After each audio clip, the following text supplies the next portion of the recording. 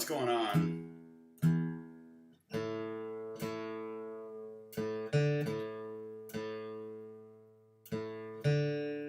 I pinned the Discord link up there. All of the previous lesson, and now I'm naming the docs, so it's a little bit easier when you download and know what they are. But let me see here. I don't need this. I do need this, and then I can bring this over here. Oh, I already did. Okay. So I'll have the stuff ready to go when we guess the right song.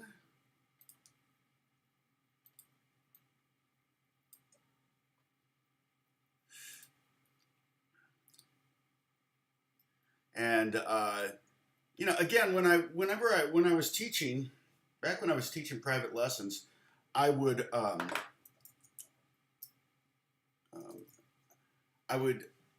try to do kind of the graduated method. I mean, eventually, once a student had been taking a few lessons or a few months, or if they were getting good, I would let them bring in whatever they wanted to learn. And for me, that was the way to keep them motivated. Because if you want to pick up the guitar and you want to play, you're going to get better. And if I give them some song they don't like, or they know, I don't really care about that song, they're probably not going to practice it. But at first, you can't really do that because they can't play anything. So you've got to pick out songs. And like I said, one of the first songs that I teach students is just Peter Gunn. And the reason is because it uses all four fingers. It's on one string, so that makes it easy. Four fingers makes it hard. So it's kind of this 50-50 thing. And then it's solid eighth notes, which makes it easy. All downstrokes, which makes it easy. And then what I would do is I would write it out in tab and music so they could see it. So they'd be seeing the tab, which is easy. But then they'd be seeing the music, which is E, low E, way down there on the ledger lines, like below the third ledger line. And then an F sharp on the ledger line, and then back to that E. But they would get a sense of seeing how music, as it's written, you can see the pitches go up and down on music. You can't see that with tab because that 4 is actually lower than this 0. So tab, from a connecting your ear to what you're looking at perspective, doesn't really its cognitive distance doesn't really jive. Now what I'd like to try to do is see if we have any, hey Sam, no worries, if we have any questions, if anybody has a question that, while I'm waiting for everybody to show up and start taking guesses on the song of the week. We're doing an acoustic song. That's the first clue. And thanks, Bruce, for doing the paperwork there. Bob Schubin, good to see you. Holly, missed you last week. Right? Was it last week I was on Tuesday or something like that? Oh, Joseph bought me coffee. Thank you, Joseph. The rest of the money goes to the wedding. Oh, and poor Emma. She lost the caterer. The caterer is like bailed on her. So that stinks. Because the wedding's kind of in a remote place. So it's like 30 minutes from a very medium-sized city. And so that's kind of been my practice routine. Well, Chintan, I'll call you CG. Yeah, that's a great one. I need to do some videos on that. It's been a long time since I technically had a practice routine. However, anytime I've got something coming up that, I do micro practice routines. So say somebody, I've got a complex piece of music that I've got to play for a movie or for a video game or something like that. I'll work up sections of it. And so that's kind of one of the tricks to learning like complex pieces is to kind of work section at a time. Let's say you were talking about 4 measures of complex music. Get that first measure down, get that second measure down, and then put the first measure and the second measure together. And then, because it's those transitions between measures that you might get messed up. Then the second measure and the third. And this is true for anything. If you're learning 2 chords, if the song goes 4 bars of G, and 4 bars of C2, don't, and you're having trouble getting to that C2, don't play 4 bars of G to get to that C2. Just practice going G, C2, G. Just go back and forth and do a million versions of, I mean, that song, essentially, the changes in that song a million times until you have it smoothly. And then when you get to the song, so you work on those, you practice the transitions. I even tell, like with bands, we would practice transitions between songs. Ending one song and starting the other if we didn't want a lot of lag time. Or even going into bridges and coming out of bridges or going from verse to chorus. You go, okay, we got the verse down, we got the chorus down, but every time we go into this chorus, we always kind of mess it up. Let's go 2 bars from that and try it, that kind of thing. So you can really target your practice. Now, the grand scheme of practice, I used to practice about 8 hours a day. I had a routine for that. And at some point, I want to do a video for that.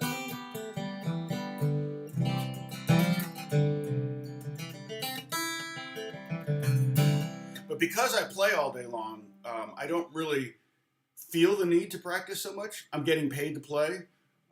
So kind of that's what I was practicing for. So I know, who was it? Andre, no, I forget who it was, a famous pianist, still practiced 4 hours a day, even into his 90s. And he was like, when asked why, he said, I'm beginning to see some improvement. It's like, I totally understand that. There's some things I kind of realize that I probably won't ever really get down. I think some of it's mental, some of it's just, physical. Like flamenco, some of the stuff in flamenco, I don't think I'll ever get down.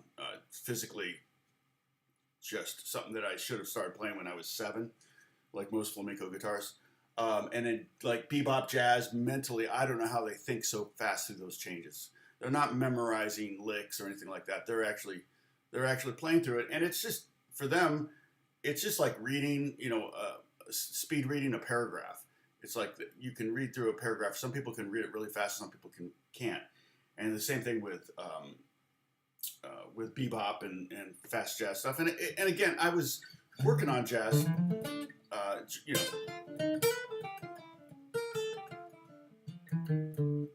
even know what to do. I have to have a chord progression to play over it.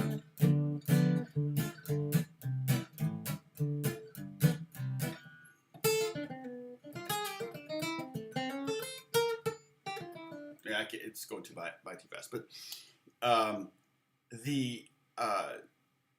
and we could talk about that at some point too, how to play over changes. But the speed which some of those players can think and just kind of weave through things.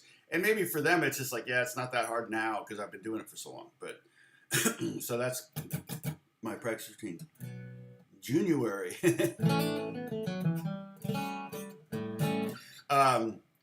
So I'll give you a couple clues on this song. Hold on a second.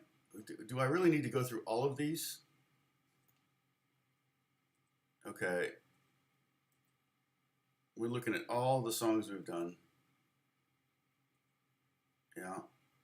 I think the newest song we've done is Everybody Hurts, or I don't know that we've done anything from this century. Free Fallin' was like a 90s song. What was that one? Is anybody out there? Oh no, that's yeah. Everybody Hurts. That was 90s. Wonderwall. I think Wonderwall was 90s, right? So those have been all the songs, kind of alternating acoustics and electrics. Yeah, we are going to fingerpick it, kind of. It's this century. The song is from this century, so that really, I mean, it was a hit. It was a #1 hit in the U.S., and it's only acoustic guitar. So that should be a fairly pretty big clue. So we have #1 hit in the U.S., and it was this century. I think I said it's acoustic. It's in the key of D.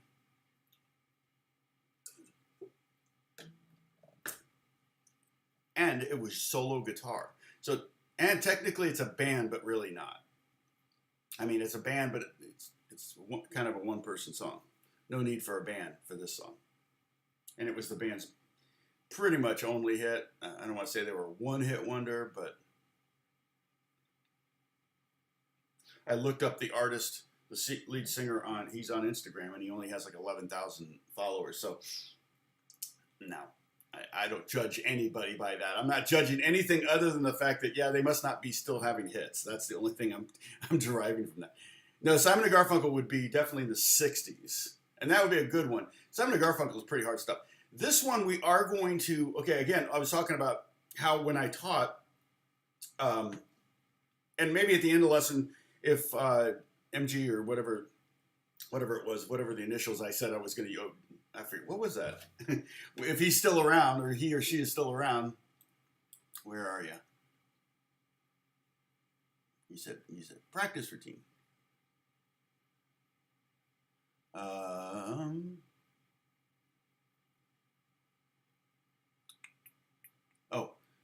Yeah, CG, like computer graphics.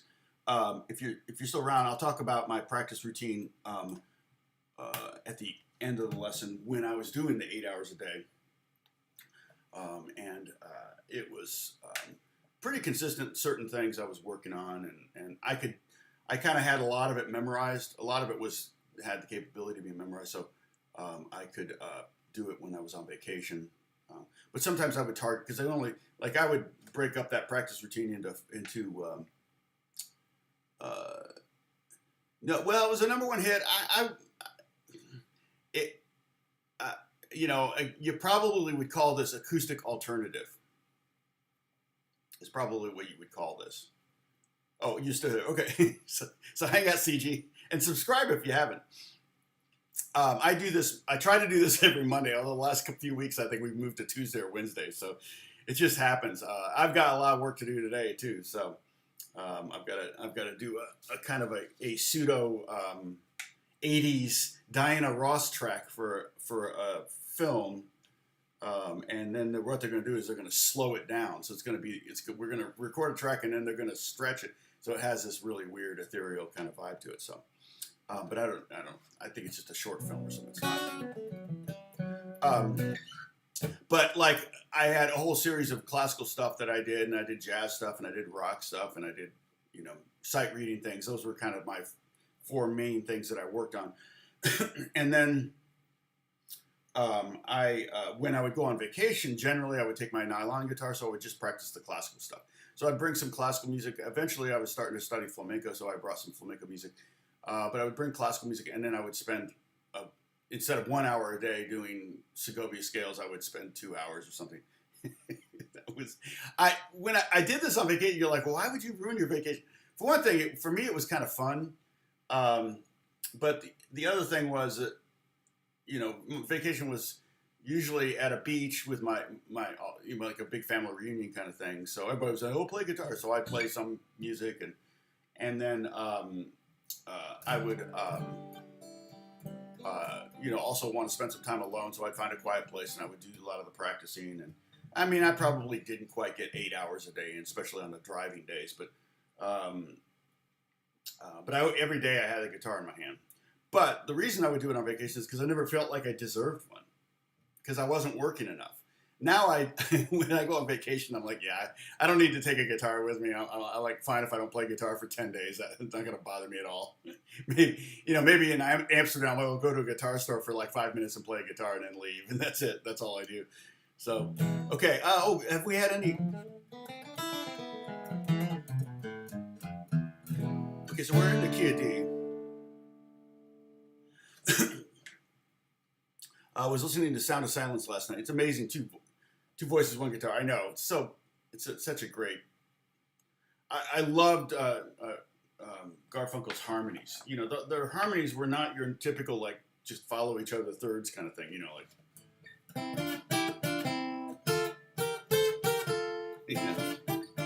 Like simple harmonies. They would always be a little bit more interesting than that. I like static or kind of drony harmonies like. Oops. Right?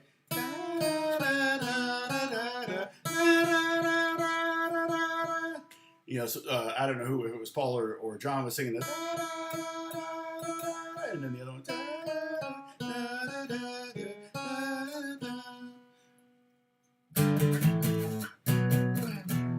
But that was that's a great harmony. I love those kind of harmonies. You know, Stepping Stone, I think is like that.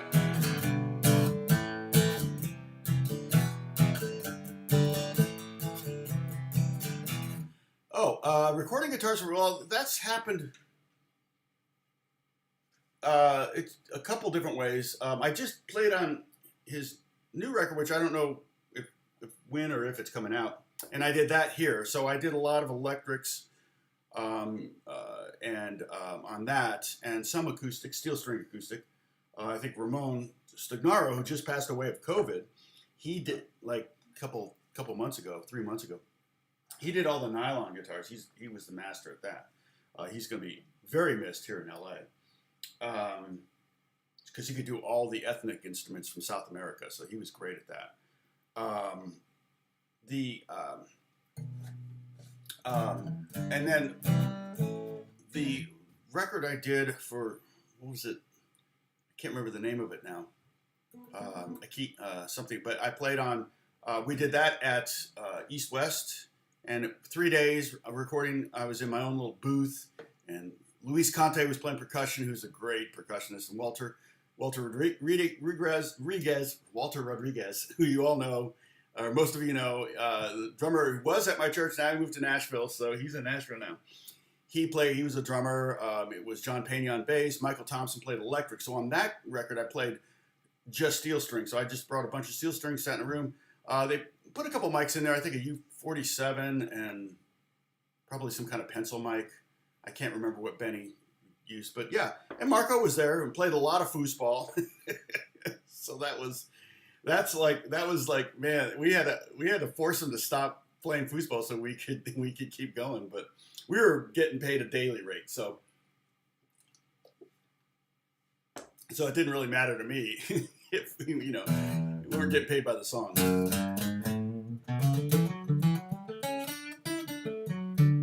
But yeah, no, and Marco's the sweetest guy. And the first time I recorded with him was at Conway, and I was playing guitar on a medley, and it was my friend Pablo was producing. That's how I've gotten in on all of these. Pablo Aguirre. And Pablo, he's one of my best friends. And Pablo had me come in on this one, and I didn't know who Marco was. I had no idea. And I'm a gringo. What can I say? And I mean, here's like the second biggest artist in Mexican history, and he's super smart. He writes 100% of all his songs. So he makes all the writers and publishing on everything. And I sit down next to this guy on the couch and I go, "Hey, I'm Tom. What's your name?" He goes, "I'm Marco." And I'm like, "Oh, shoot. I probably should have Googled you before I showed up," because he just laughed. It didn't burn the bridges. Yeah, that was the session with JR. Yeah, but JR wasn't there. I came in as an overdub. In fact, James Hara was there before me doing electrics. And then he was leaving as I was showing up. And by the time I got to do guitars on it, it was almost completely done. I think there were scratch vocals on there, but I think they had to do background vocals. Okay, so I'm sorry. I'm not. Is anybody guessing Brown Eyed Girl? Well, that was Brown Eyed Girl, yeah. But no, that's not the song.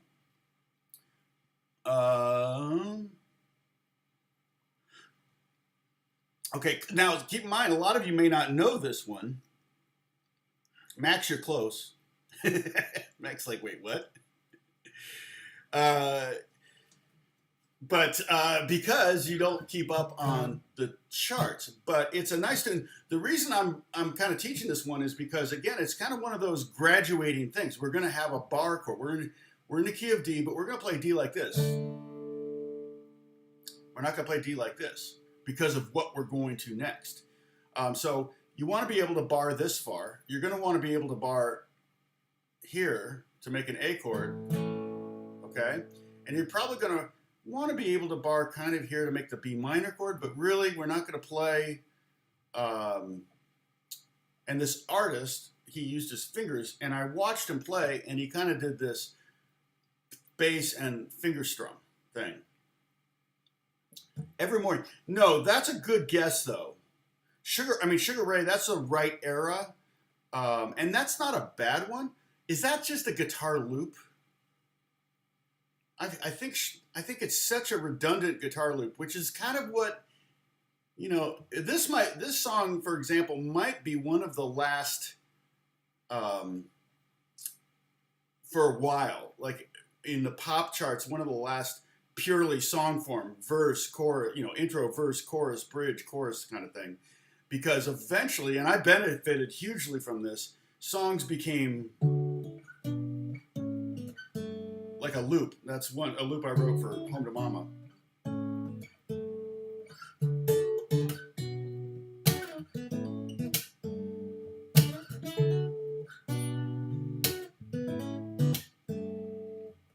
So let's see, Bruce. I'm going to sneeze here in a second.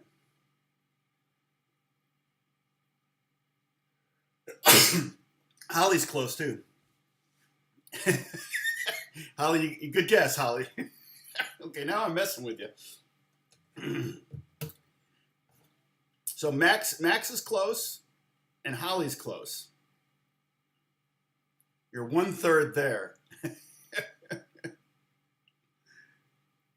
And that was technically a clue as well.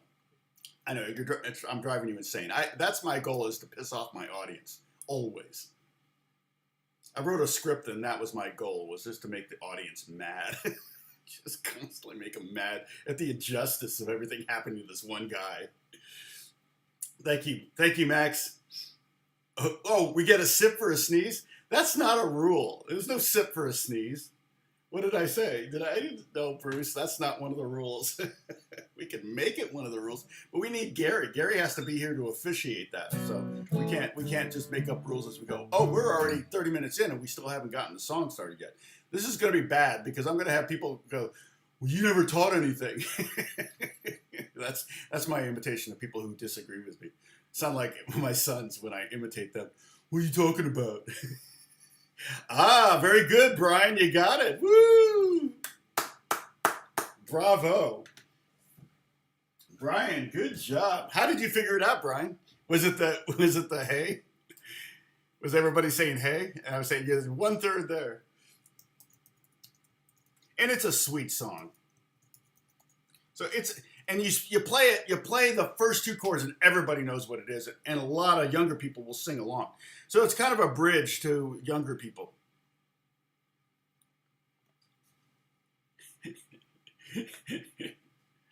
Oh, I touched my face. Oh yeah, well yeah, okay. That's true, Bruce. I did touch my face. But we could add sneeze to the list too. Harvest Moon. But it was 92. Yeah. And we haven't done a Neil Young song yet. That may happen. I'm touching my face again, Bruce. That sneeze made my eyes water. Yeah, so Hey There Delilah. Now you can use a pick. He uses fingers. I suggest it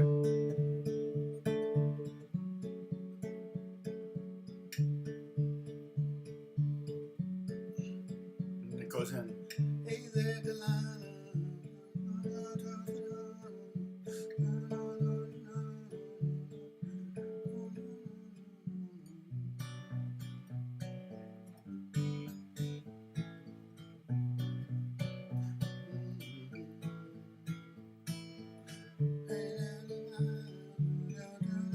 And I watched him play. He actually does this.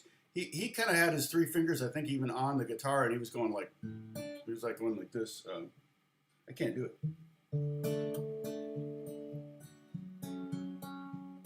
So I'm basically brushing. So we're not going to need to do a full chords. Like, they don't need to be really big. Let me pull out the first chords here. I've got the song map. I may print this up for me, so I have it in front of me, and I don't forget how the song goes. And it'll work. Probably be a little on the blurry side. Okay. Oh, and I've got to drag everything into the Discord. Hold on.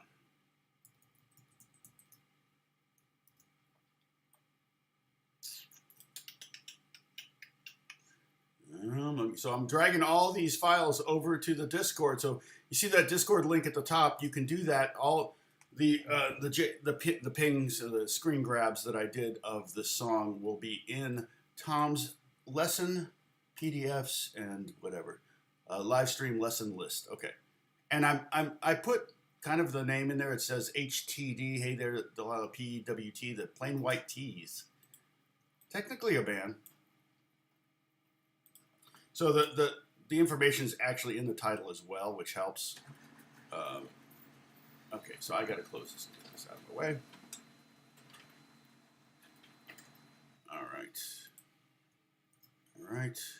All right, so let me just grab the verse chords first. Let's work on those. All right. So you can see that I got that little bar thing happening. And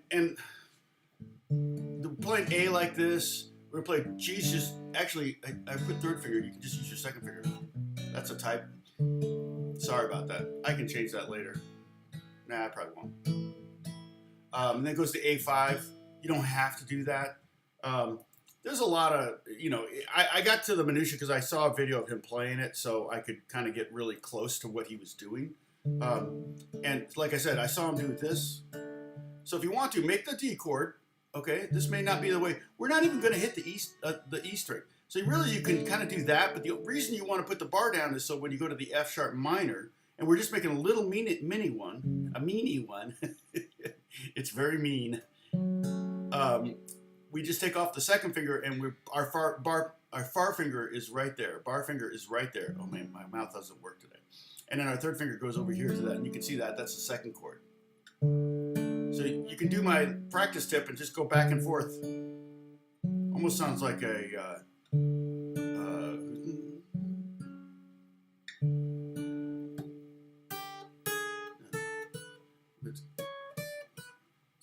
who's that?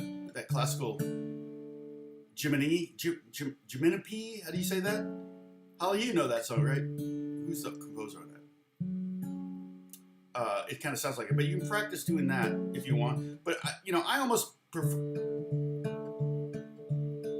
to use my fingers to pluck the string. So, and again, I'm plucking the second and third string, and I'm not even touching the first string. I don't know that we even play the first string at all. And the only time we play the sixth string is when we play the G chord, and that's it. And we can use our second finger there instead of our finger. It makes more sense.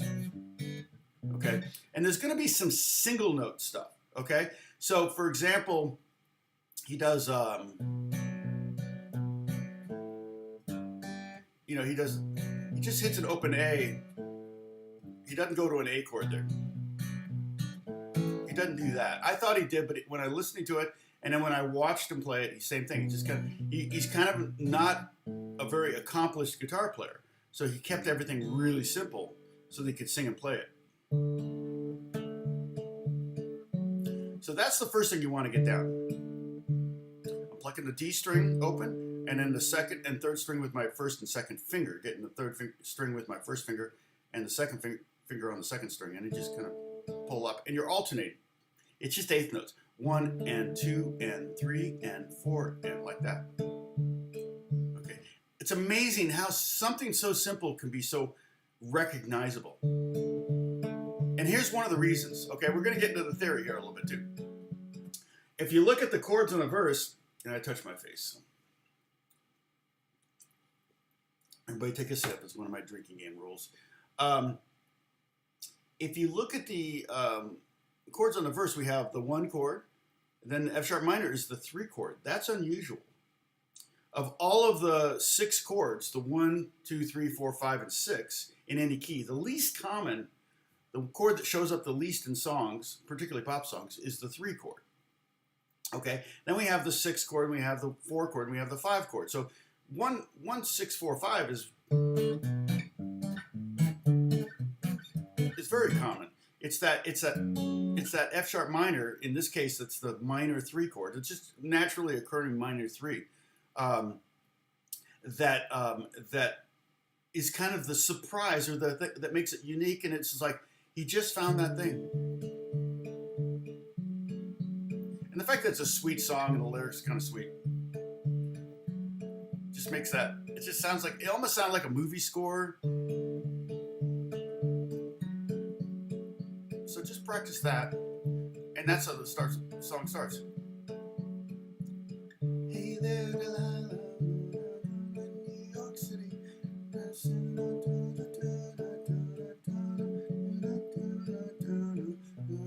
Now you're going to have to go to the B minor chord. Now, again, on the B minor chord, I'm just playing.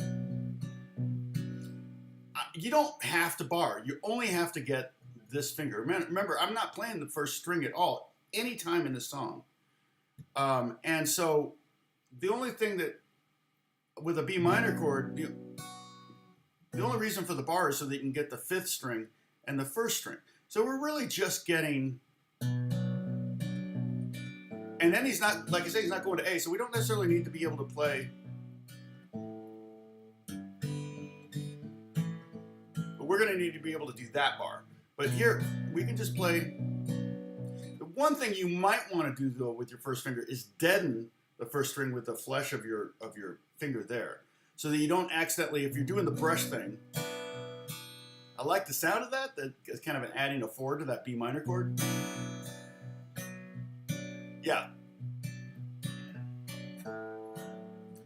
But we're not, and when we play this, so if you, I've printed it up, but this should be in the Discord if you want to print that up so you can be following along. But basically, I'm just going through the chords at first. B minor, it does, again, you can do 2 fingers, 3 fingers. I'm doing 3 fingers. He's using thumb and first finger.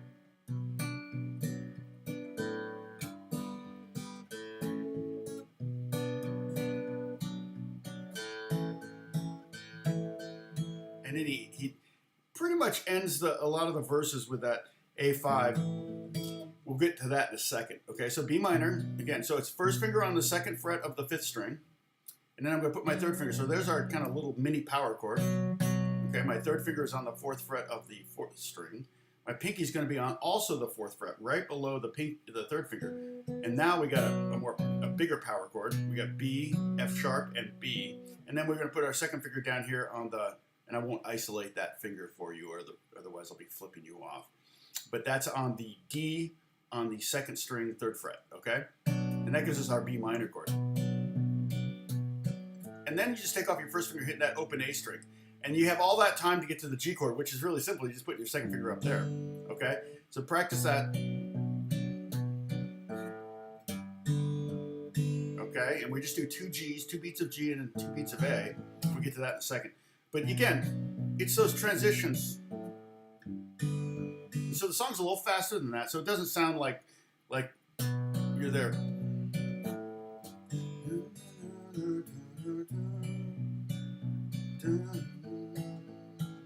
Yeah, 1 finger G because I'm choosing the open strings that work. Okay, if you do a full, it's fine. If you're gonna use a pick, maybe you want to do the whole thing, you know. And again, with the chart, you can just play whatever chord you can play.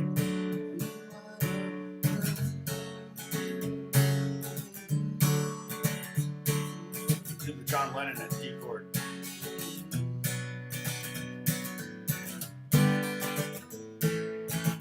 You can fill it out, totally fill it out. I'm just showing you how he did it on the recording. And again, this is so tiny and intimate. Again, which makes it work. It draws the listener in like that. It's just a guitar. I can't believe the song was a hit, to be honest. And not because I don't think it's a good song. It's just, if you look at the context of everything else that was going around, and this was 2006, it didn't sound like anything else that was on the radio, which, in my opinion, is always a good thing. Something to aspire to, but I can't tell you how many times, you know, people are trying to become famous and have hits or whatever, and they say, "Hey, do a song like sounds kind of like this," and then they end up, you know, being a one-hit wonder. I think about perfect examples. Why don't we steal away? Dun, dun, dun, dun, dun, dun, dun, dun, dun. You know, where they were just ripping off What a Fool Believes, and it's like the guy had a one-hit. He was a one-hit wonder. It's like, if you're just going to rip off someone else's originality, you're probably not going to have more than one hit. You're not, because you didn't have any originality to begin with. Why would you have a second hit? Okay, and and you can totally bar. You can practice both ways if you want to do that brush finger thing. Paul Paul would probably do something where he'd do the top of his finger. Paul McCartney would probably do the top of his nail like that.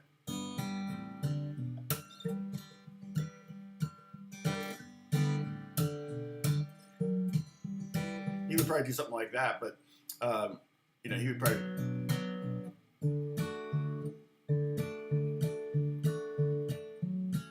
That's a little bit more.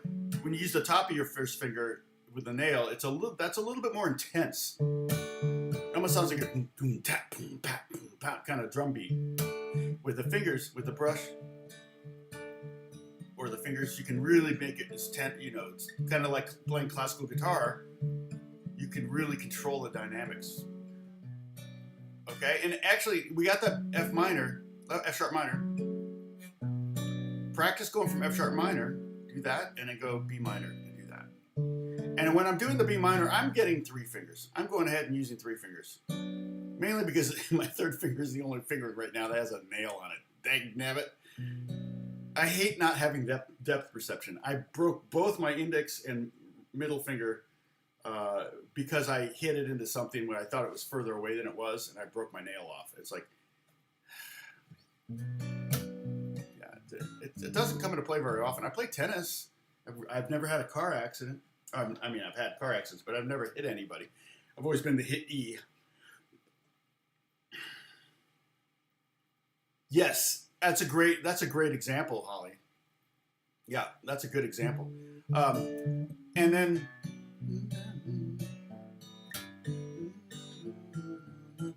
again, and musically speaking, from a harmonic context, going to that B minor twice in that verse also makes it sweeter. It makes it much more sentimental. Let's see, hold on a second. I think I have.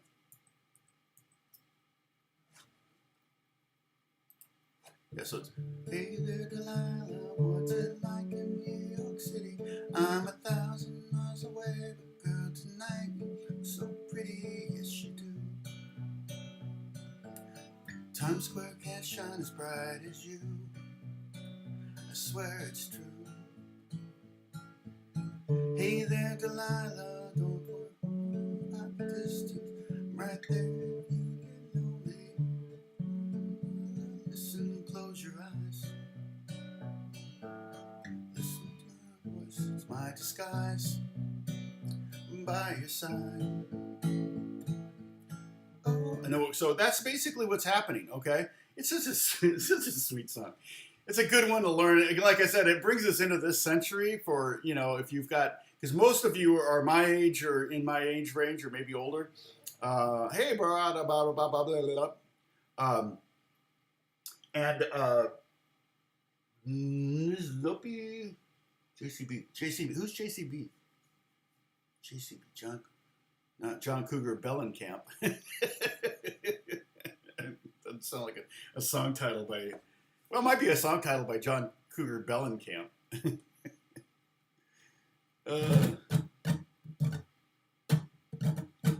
Yeah. I'll take one hit. I'm fine with one hit. It's funny though, because you'll see artists milking those hits. They're still playing them, and they do those group. Well, they'll do like 5 songs and do their 5 biggest hits. I love it when bands would release. A lot of times this was a contractual thing. So when you see a band that does the best stuff, like I remember buying the Best of the Tubes, and there were only 2 songs on there I recognized. The Best of the Tubes. They're not saying Tubes' greatest hits because they only had 2. And I was like, wait a minute. But it did have the song on it I wanted, which was, it's a B. Can't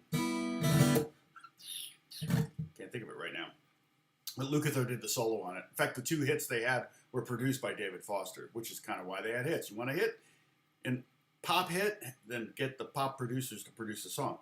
But they didn't. Yeah, it's the best of it. Wasn't the greatest hits kind of thing, or number ones. Like the Beatles have that 30 number ones. That's a whole nother ball game. But bands would often release, or artists would often release these best of to fulfill an obligation to doing 5 records for a label or something to get out of their contract. It's kind of a cheesy thing to do, particularly to do to the audience. I think it actually hurts their fan base and messes with their fan base loyalty.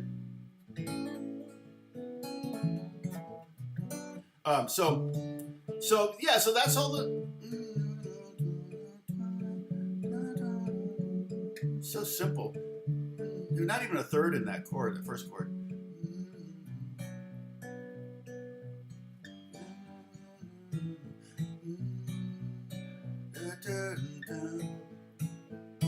Okay, so let's get to the A5. So at the end of the verses are double verses. For the most part, the verse blah blah blah blah. Verse 3 is kind of it tags, and that's going to be all on that. If you've already seen it in the Discord, there you can click on that and go to the Tom's lesson PDFs. It's already up there, so you want to print that up so you can have this and be following along with me. But I did this first too. It took longer than I thought because I thought it was played one way, and then I was listening closely and I went, oh, it's not played that way. So then I had to redo some stuff. Spend way too much time on these. Because I don't like to use tab that pre-existed. I like to create music that I create. But yeah, so the A, you don't have to do this. You can stay on A. No one's going to ever say, wait, you didn't go to the A5.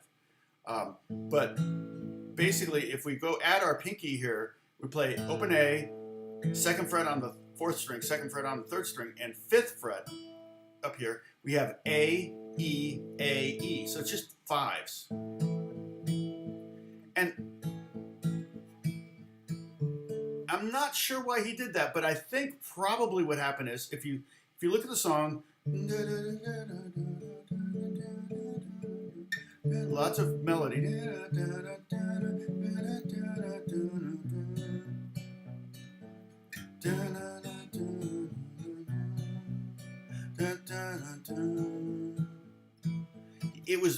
I think in his head probably he thought 4 beats of A with a hold note over it is too boring. I got to change it up, especially since there's no band.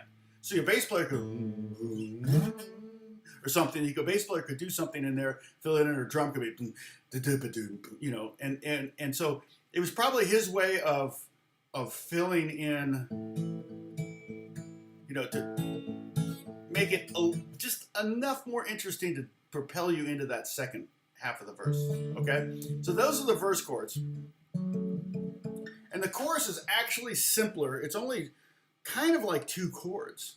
So I'm going to show you that now. Let me delete this, or you know what? I won't delete it. I'll just make it really small so I have it to refer to if I need to. Okay, I'm going to drag it over here. I'm going to try to put it somewhere where it won't be in my way. And then I'll grab the next one. Okay, so here we need the chorus chords. I got that here, and it's on the file it's HTD, Hey There Delilah, PWT, PlainWhiteT's chorus chords. So you'll be able to find it. So it's. Come on. I'm trying to click on this there we go. And I stacked the chords like this. I felt like it would be more out of the way. I don't know if that's working or not, but. Yeah, so far, the verse is more, oh, okay, yeah, this, okay. The verse has more chords than the chorus.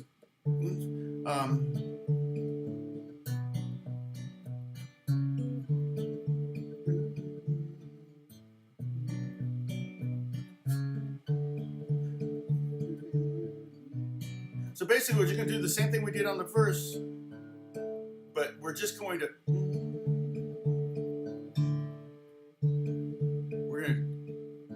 go down to the 5th on beat 4. So we're doing D, chord, D, chord, D, chord, A, D chord still. We didn't change anything. Then go to the B minor.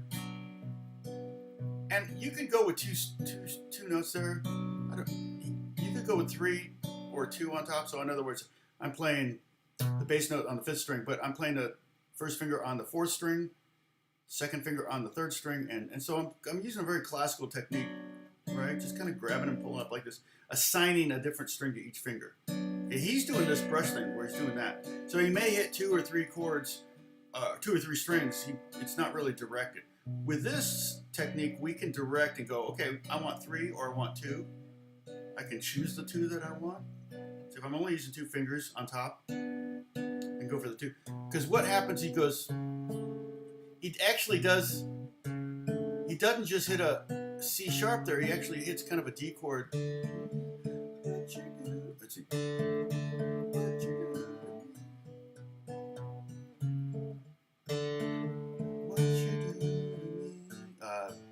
Sorry, my thumbnail's not there yet.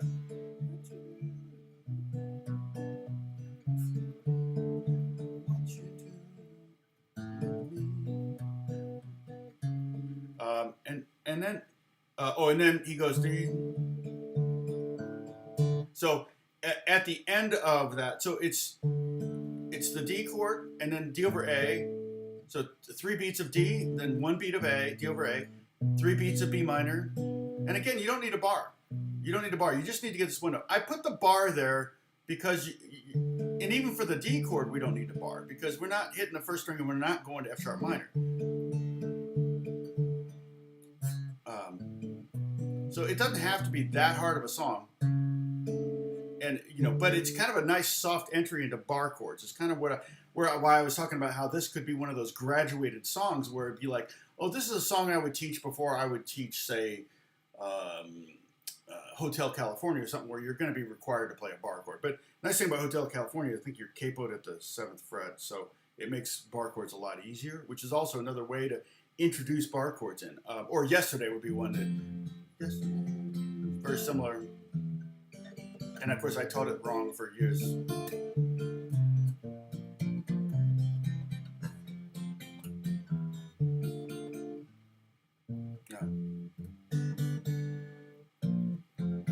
I taught it wrong for years, not knowing that Paul tuned down a whole step. Didn't have YouTube when I was a kid, so I couldn't see that he did it that way. I just listened to the song for the first time. He sure blames Delilah chick for a lot of things. Does he? In the lyric.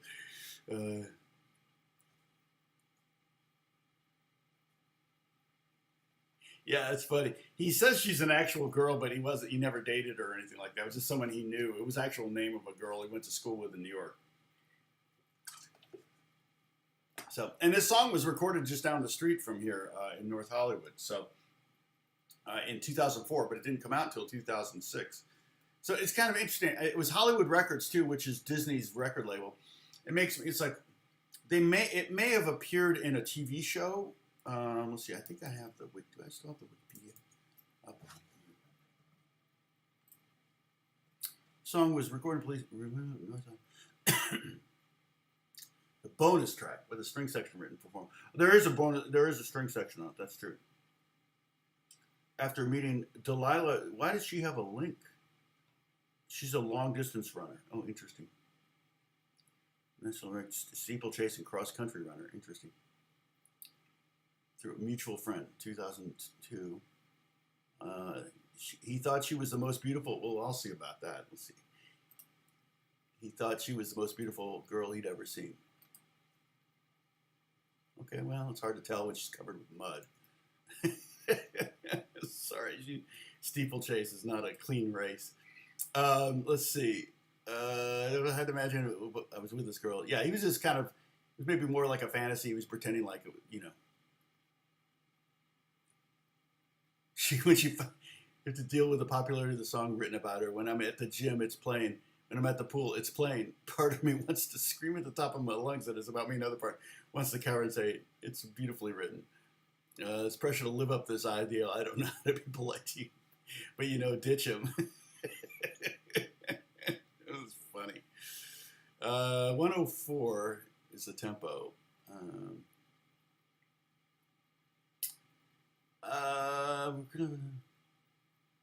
Yeah. So just because Hollywood Records, I felt like Disney would often, use their label. They use their label to sign a lot of their artists that they developed on TV shows, right? Which makes sense, okay? Like, we'll come up with because with Disney Records, everybody thought it would be children's songs. They came up with Hollywood Records for that. And I've done some stuff for them. In fact, I'm working for Disney later this month. And then at the end in September 9th or something. So I got a couple things I'm doing for Disney. With Alex Alex, it's Alex's gig. Alex does stuff with Disney, and he's bringing me in on gigs. He's hiring me. God bless him. God bless the kid. Alex is my son. Okay, so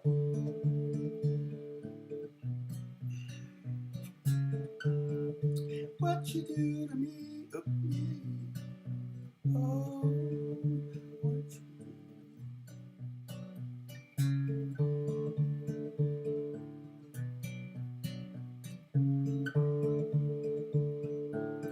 and then it goes into another verse, okay?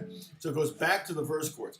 So it's pretty darn simple. Now, we're gonna do, I got the bridge chords here, because the bridge chords are different. Again, this is an example of pretty, not too soon after this, you started to see pop songs built around hooks, looped hooks, where you could do like a chord progression.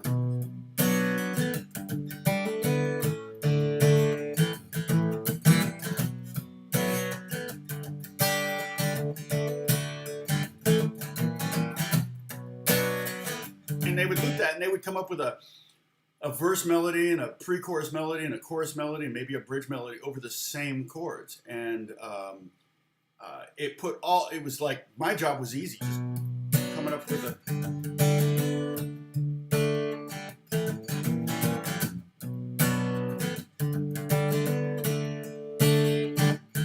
What is the finger picking pattern on this song? It's basically just thumb chord, thumb chord, thumb chord. So on the, it's kind of an oompa thing.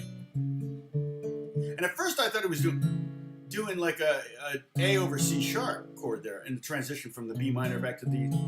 He doesn't. He just kind of keeps it simple.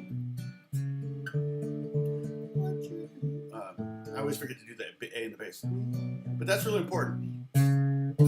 2, 3, bum, bum, 2, bum, bum. Again, it's kind of the genius of the song to give it a little momentum. You wouldn't have to do those transitions. You go, oh, what you do to me. Oh, what you do. But again, it's like this. You're sitting on that for a long time, so it was a little boring.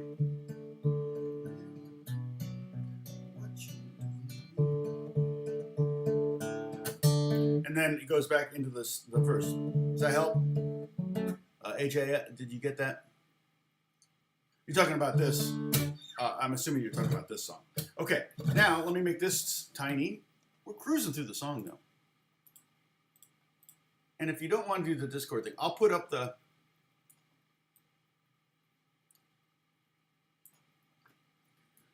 Okay, if you want to do your own screen grab here of this, let me put this up. Make it a little smaller so we got it all in there. Okay, there, it's all in there. Okay, everybody do a screen grab if you want. Okay, there's the form. I think that's pretty right. And if it says SN, that means single note. Okay, A single note, meaning a bass note A. So that's just, it's a pretty common nomenclature for that. Wait, it's pretty common nomenclature for just playing a single note to put SN on there. Sometimes I'll do 8 if I want octaves. Like if you want an A and an A above it or something, I would put A8, like an A5, A power chord. We have a 5 chord there. So now I'm going to make this small. Hopefully, grab the right thing. All right, so that's going to be too small to be read. Hopefully that won't get in my way.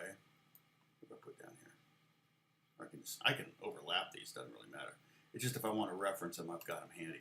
Okay, so now the bridge chords, again, we're kind of, there's really only one, and I did the G wrong. I apologize. It should be a second finger. Don't use your third finger on it. Use your second finger on the G chord. But he's like, and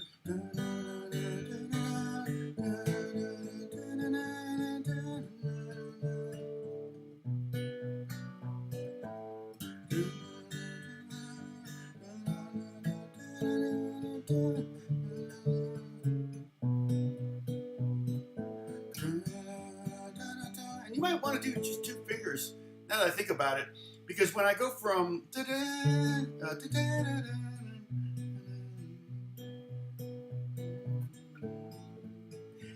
And this is an example of, you know, he didn't get chintzy with a melody. I think the bridge melody is really, really nice.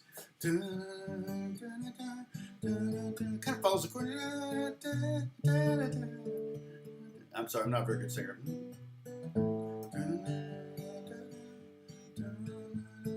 But if you just go with 2 fingers, it kind of keeps it kind of consistent, because otherwise you get to the D chord and it gets thin. If you go from a G chord, thumb and 3 fingers, A and 3 fingers, I'm exaggerating, but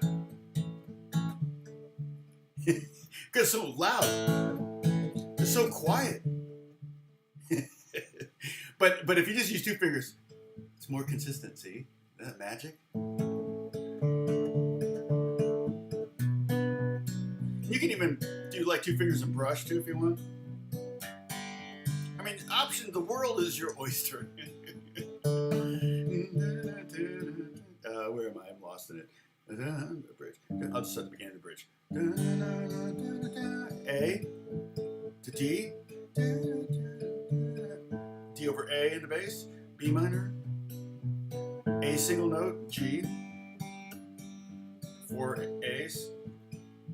D. Then D.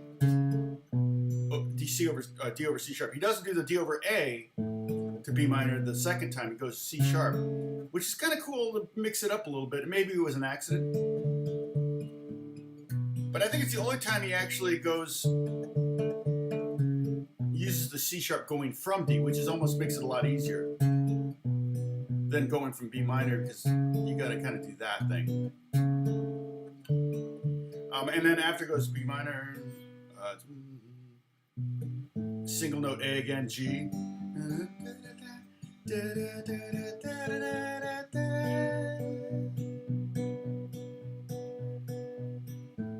So it sits on the B minor and then it goes to A5. I didn't write the A5 up there, but you know, you'll have them when you put them all together.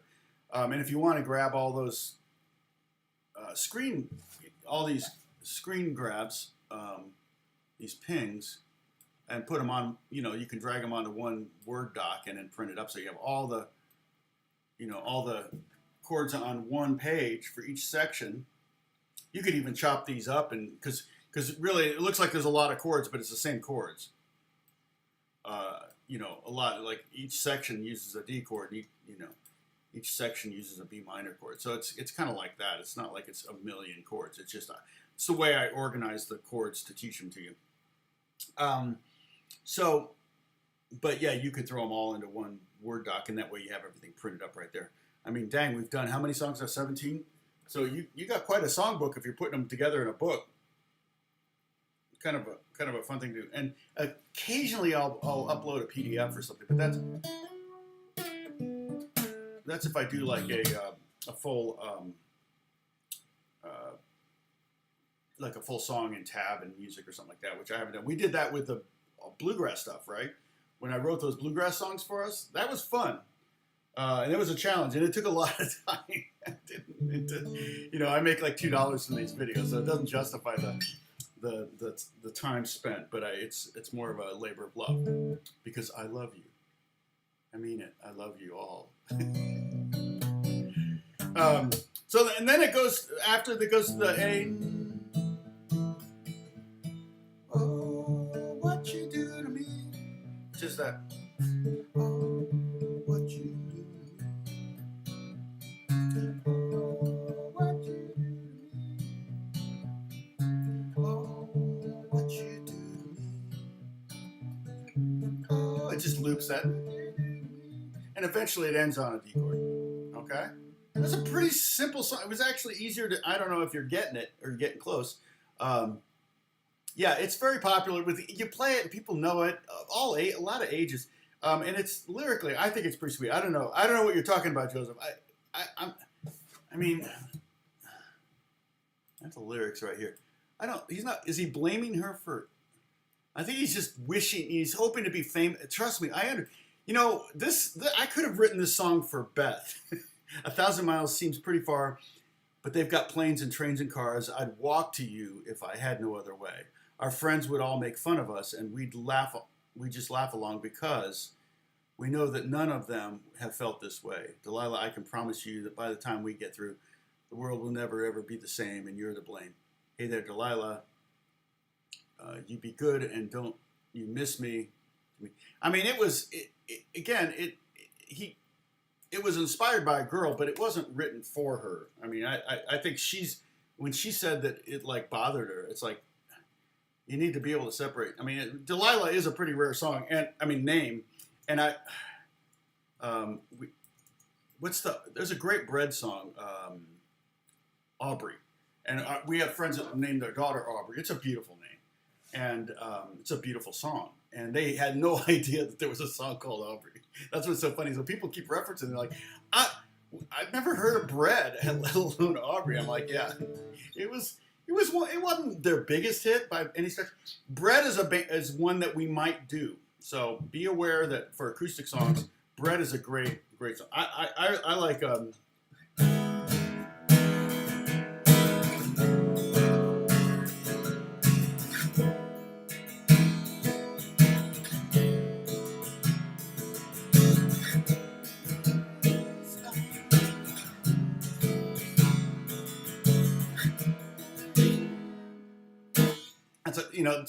Just more babies were conceived to the A side of the Best of Bread than any record in history. I guarantee you, there's not even a record that's close. Okay, I'm sorry, there's not even a close second to that.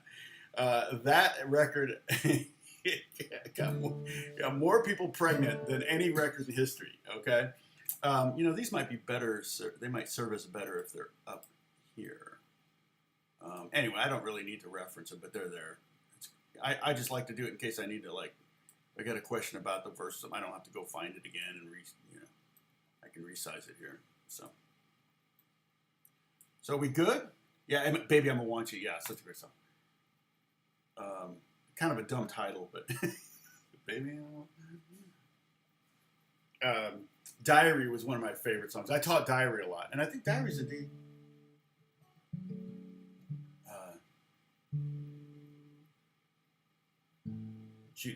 It may show up.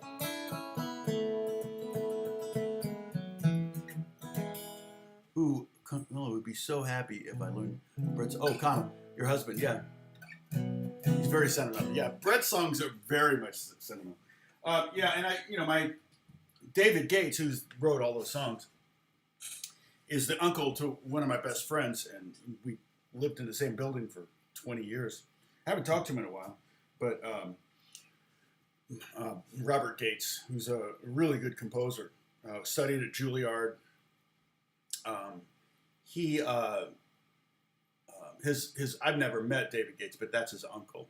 And then Craig Gates is David Gates' son, and Craig was like the first time I ever had a contract to sign back in the 90s. I took it to him. He was in private practice, so David Gates' son was my attorney for. I mean, I think I went to him for a couple things, and then he got a gig working for a firm, he was working for a record label, and he couldn't help me at that point. So,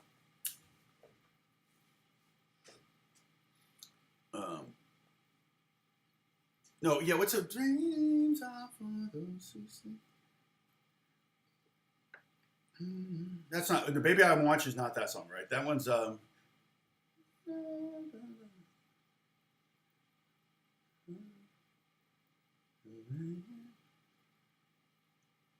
I Want to Make It With You. And what's so funny is that David Gates is from Tulsa, Oklahoma.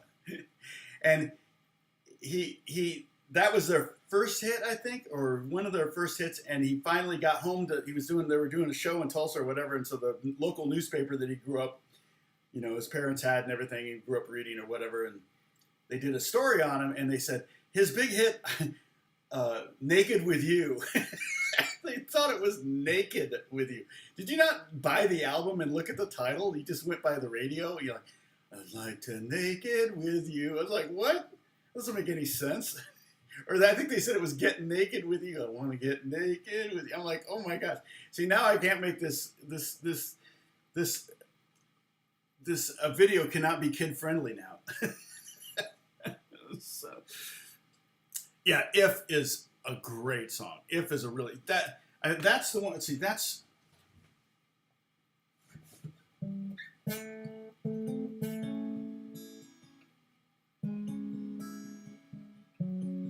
oh man, I taught him, so, for some,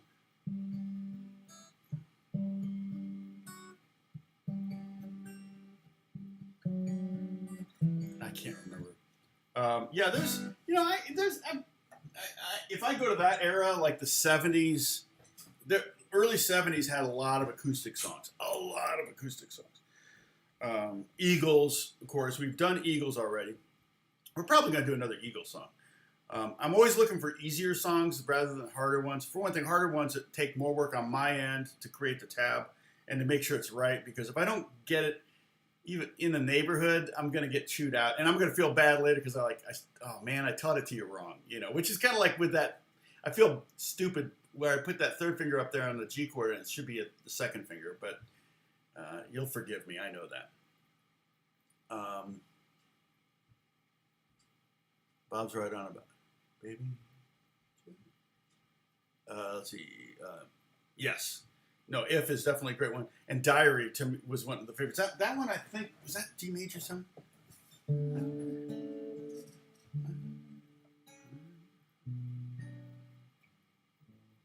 Where he thinks he's reading about himself.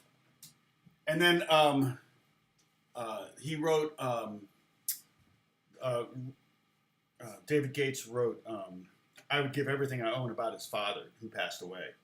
And he's, you know, it's like, I would give everything I own just to be with you again. And I totally, like literally, I would pay $10,000 to have dinner with my dad or dinner with my mom, you know.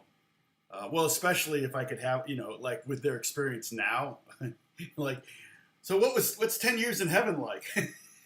You know, assuming, and you know, I was making assumptions there for all of us. You know, I'm not the judge. I'm the judged. But switching between the first two chords is quite a workout for your hand, is it? Okay, that's you're talking about the very first two chords. And that's good. It's good that it's a workout. Again, you don't really need to put the pressure down on that. Worry about that first string. So your bar doesn't need to be that hard. It's just a matter of again, you know, you want to probably maximize your practice by not playing 4 strums of each chord because you're wasting your time. If you can't, if it's you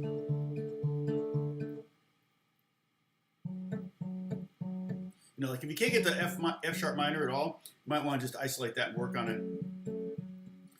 You might be, that's not any easier to get your pinky on there to help you. Yeah. The other thing you can do, it wouldn't offend me at all, is you could put, like, if you want to make the song easier and it may be a better key for you, is like put the capo at the 5th fret.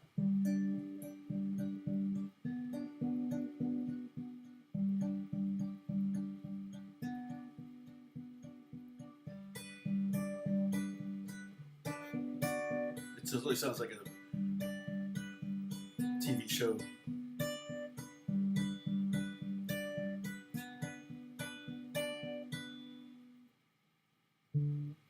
This is one I go and change the key A.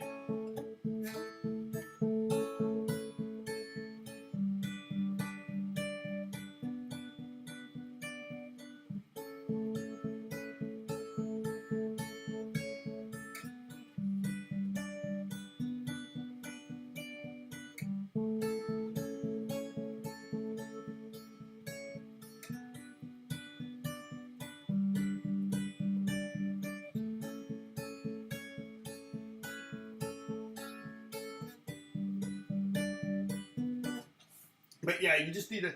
If you put the capo on, it makes it the frets smaller, so it's a little bit easier to reach that third finger up. It also makes the strings lower. It puts them at fret level instead of nut level, which is lower, and makes it easier. So, and then if you know, I've always said the great trick is to then once you've got that down, then put the capo down a fret and get it down there, and then keep moving the capo down until you have it. And once you have it, then move the capo down again, and before you know it, you're in open position. And also sometimes it's ergonomic, so you might want to do classical method, put the footrest under your left leg or under your left foot, and have the guitar more at a 45-degree angle, and that might be easier for you too. If you're playing like this, it's like that, and the neck is way out there. This way, you're kind of bringing it closer to your body. You can manipulate your elbow. Elbow has a big impact on bar chords. Like if your elbow is way out there or it's way in here, you can't. Your index finger goes contrary. Goes diagonal against the frets. Same thing. You got to bring your elbow so that you can even just see it happen as you move your elbow. Your elbow needs to be that sweet spot right there. Boom. There's your. At some point, you can kind of whatever. I got this down. Then you can have your elbow in the middle. I look fat. I gotta lose weight for that wedding, don't I? I guess I have to dance with my daughter. We've never danced. Isn't that funny? It's all those traditional things. It's just like you never do. Okay, congrats on 106,000 or 106,000. Yeah, it's going up, but it's not killing it. My view count's way down right now. Let's see. Yeah, view count's up right now because I'm live streaming, but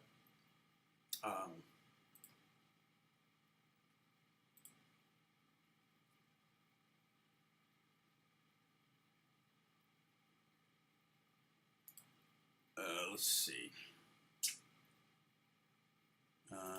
No, I don't want that. I want YouTube Studio. There we go. I can get my information there. So we got 29 watching right now. It's not bad. Not bad. We had a lot. How many did we have on that one, Bruce? Bruce, what did it get up to? Okay, so we'll go to analytics. I like to see it in 10,000 or more views per 48 hours, but I'm in the 5,000, half where I'm normally at. So in the last 28 days, it says 746 subscribers, which seems high. It doesn't seem like I'm going that fast, but going up that fast. But it says 84 less than usual. I think if I go back, I had a spike. If I go, let's see more. How do I change this? Oh, those are lessons. Yeah, those are live streams. I actually tend to. Yeah, I don't. Oh, I dropped a new video. Yeah, and the new videos, if I go to my content.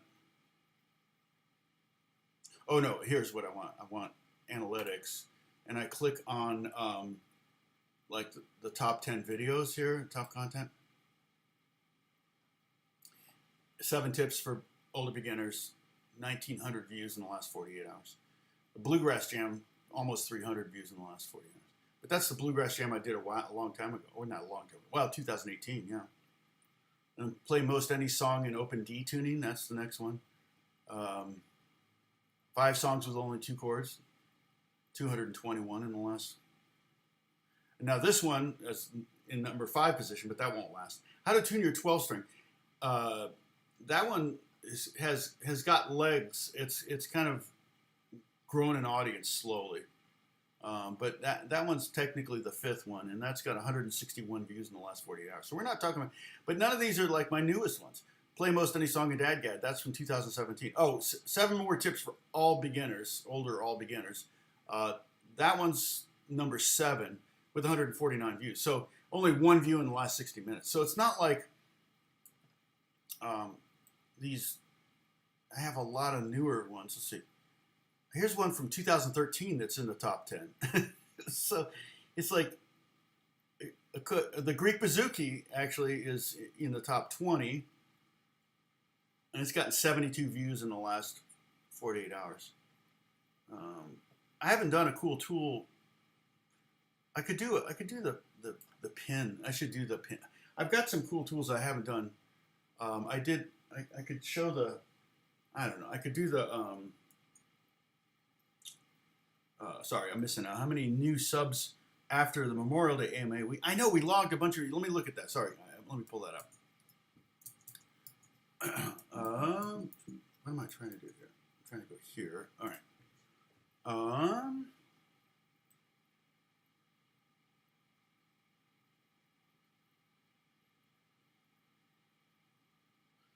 is, so hold on a second.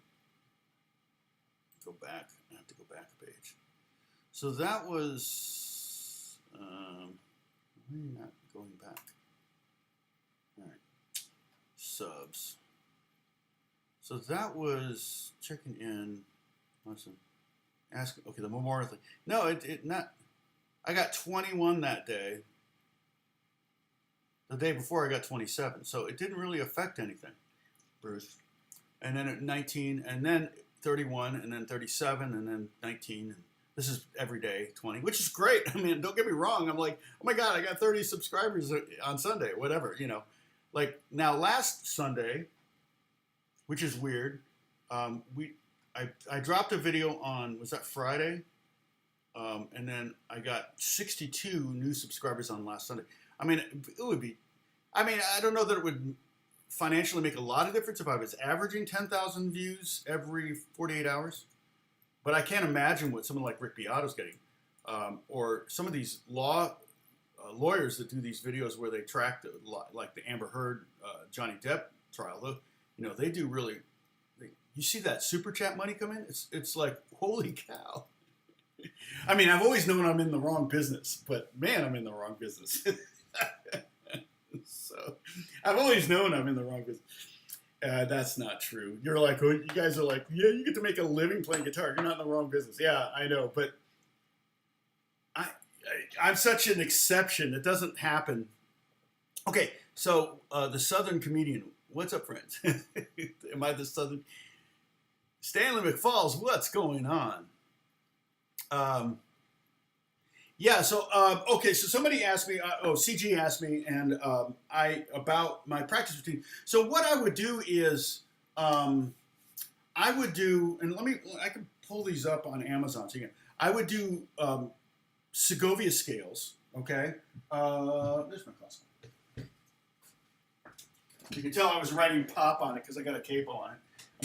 I have this really cool progression I was working on. I hope I don't forget it. What was it? I forgot it already, but I recorded it so I can find it. But dang it, what was it? It was interesting. It was, and I have no nails right now, so no fun. But Andre Segovia came up with the best way, the most efficient way, or whatever, to play as many octaves as you can on a guitar of each of the 12 major and 12. He did what are called melodic minor scales. So like the lowest C on the guitar is here and the highest C is here, okay? But the lowest G on the guitar is here and the highest G is here. So the C scale is this, and there's going to be a shift. You have to do a shift, but he puts them in the most convenient or the easiest Lydian. So I'm here and it jumps up there, and so. And this one happens to go up and down the same way. They don't always do that. Like the G. See how it went up twice on one string there.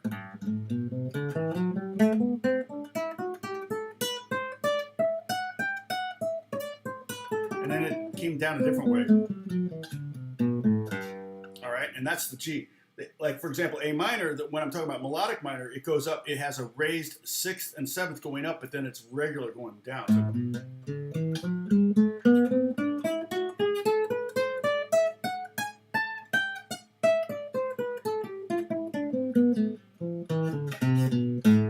that's the A minor. And some of them are the same. So like B flat minor, B minor, G minor, G sharp minor, and G minor, and F minor, I think are all the same. So once you've learned A minor, you've kind of technically, I think, learned them all. That's a lot of them. Like that's like six of the 12, I think.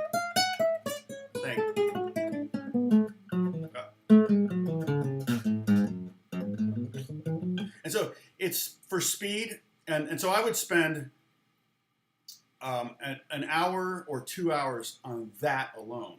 And you're like, well, how do you do that? Well, you break up the rhythm. So you do. One of the things I learned, not from my teacher, but later, that if you play staccato, you're much more likely to get speed.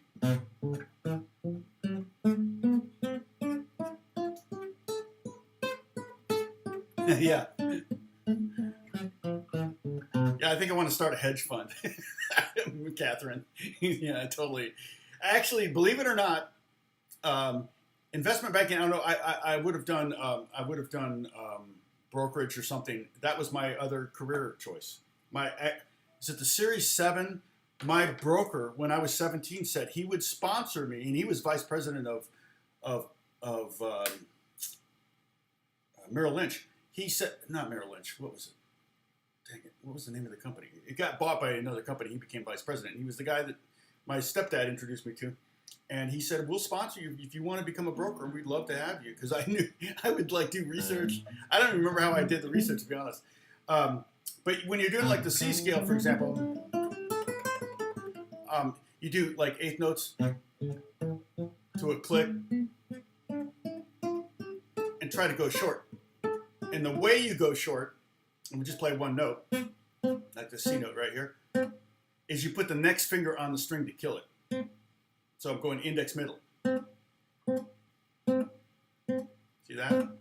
And what does that do? That trains your hand to prepare for the next note. That's how you get speed. And I'm not very fast, but you get that. And then what you do is you've got. So I've got eighth notes to click, click, click. Whatever, and then do triplets. 1, 2, 3, 1, 2, 3. And you make sure you do alternating on the right hand, and then you do 16th notes, and then you do a dotted eighth to a 16th. That's the best one. It's easy to get lost in that one and mess up your fingering, like I just did. Okay, and then, okay, now you think you're done. Okay, now move on to A minor. Nope. No. Now you got to do, instead of index middle, you got to do middle and ring. So now you're going, you know. Or no, actually next you would go middle index.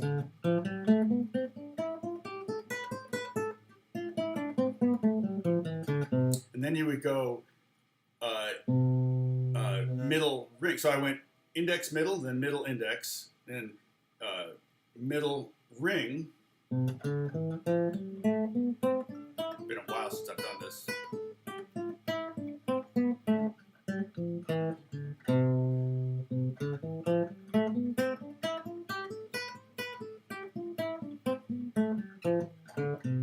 Okay, and then you would do.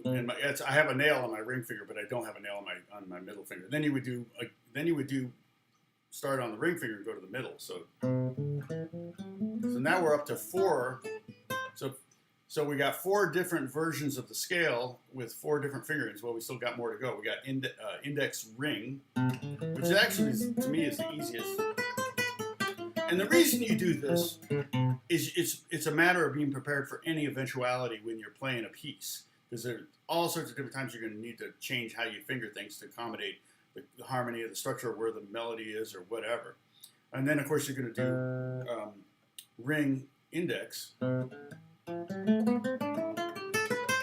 the reason this one's actually easier, I think, than the others is because those 2 fingers are the same length, are the closest to the same length. These 2 fingers are not quite the same length. These 2 fingers aren't quite the same length, but these 2 fingers are pretty similar in length. If I had a nail on my first finger, it would be even easier. Okay, that's 6. There's one more. It's index middle, ring middle. And boy, it took me a while to get that. And again, it's been...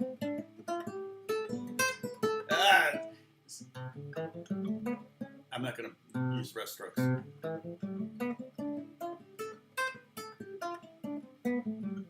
And you go slow so you make sure you're not messing up the fingerings. But that's...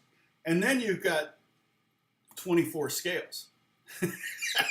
So you got, so you could easily see where this could take 2 hours. Some people would spend 4 hours a day on this. Let's see. So I get out my calculator. So I've got clear 24 scales played 4 different rhythmic patterns times 7 different. Yeah, so 672 scales. That was just part of my practice routine. Let let me put it this way. I had, I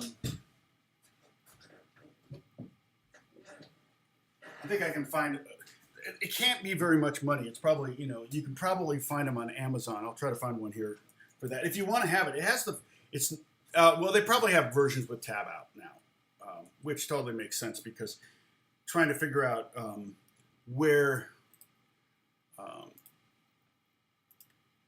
you know, where you shift and everything like that.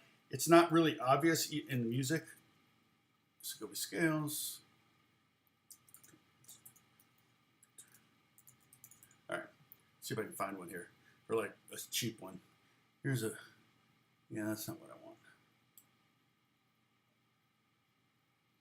Yeah, this is the one here. $6.99 is not bad. I guess that's about as cheap as you're gonna find it. I remember it was like $195 or something when I bought it.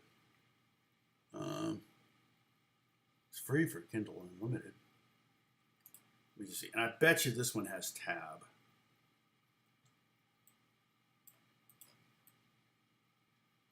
Yes. So this one has tab. See? Yep. It's the one. So let me go ahead and give you if you're at all interested in this, you can buy it at this link here, commission paid. FYI, you get like maybe 3 to 5% or something. Let's see. I got some earnings. Dennis, who's not been on today, hope he's okay. Hey, Cater. So I had $9 in commission so far this month, so that's not bad. I mean, it's just any way you can monetize this knowledge that I have, I do it. But so and then remember we talked about Giuliani Arpeggios, and there's 120 of those, and you can do each of those multiple different ways. So, but you wouldn't practice all the Giuliani. You might not even practice all the Segovia scales. You might only practice like C major and A minor for a week, and then the next week you might do, you know, G major and E minor, and those would be you just work those and try to get the speed up.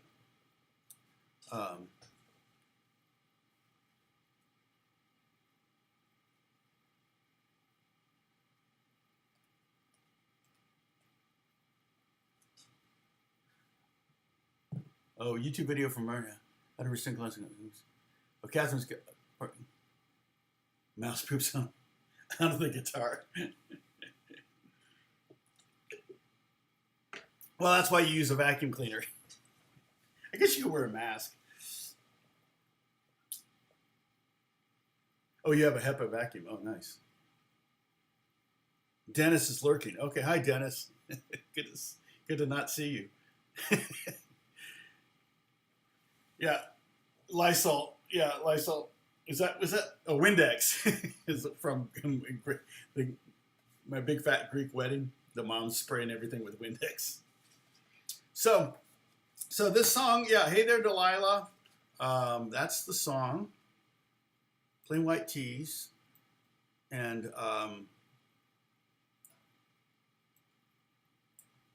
here's the form. Here's kind of the form. I just showed you this for a little while. So this kind of has all the form. Again, we look at the chord structure here. The verses, the one chord, then the three chord, which is the unusual. Like I said, of the 6 chords, major 1, minor. In this case, in the key of D, it would be D, E minor, F sharp minor, G, A, and B minor. Of those 6 chords, the most common is the 1. The second most common is the 4 chord. The third most common is the 5 chord. The fourth most common is the 6 chord. Then the 2 chord is the next most common. The least commonly used chord in pop music of those 6 chords is the 3 chord.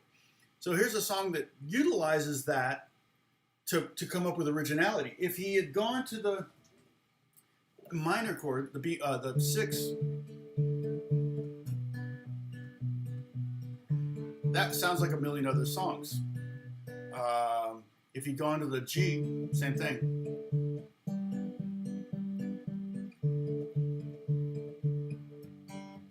If you've gone to the A chord, the 5 chord, gone to the 2 chord,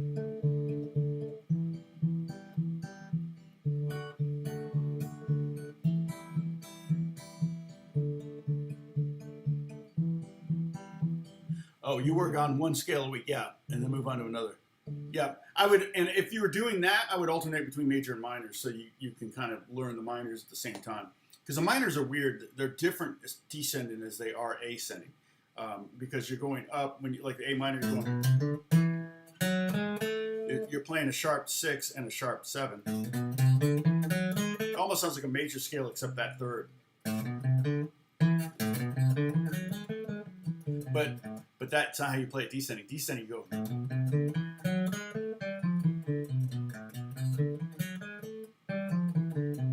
And there's a reason for that, because you often will use those major, like think about the E7 to the A minor is the leading chord. So when you're going up, you need those, like a harmonic minor is that, just the sharp 7th. And that accommodates for that major 5 chord, which is not natural. In an A minor, in the key of A minor, pure A minor, Aeolian, whatever, the 5 chord is an E minor. But that's not very strong resolution. We've talked about this before. That's a much stronger resolution going from the major 5 chord, which has a G sharp in it, to the A minor. So.